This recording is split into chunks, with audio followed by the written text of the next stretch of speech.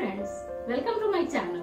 This is Sunita from ARTY KRAFTY. Today I have come with this decorating idea which can be used in bulletin board decoration as well as any other celebration.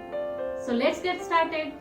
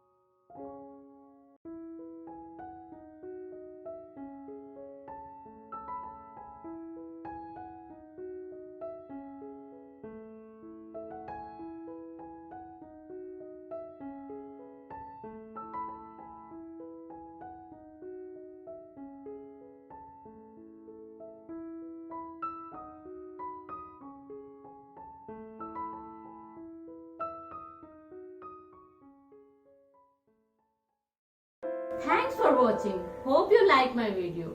So please like it, share it and subscribe it. And if you have any suggestion regarding this, please write it in the comment box below. See you in the next episode. Bye.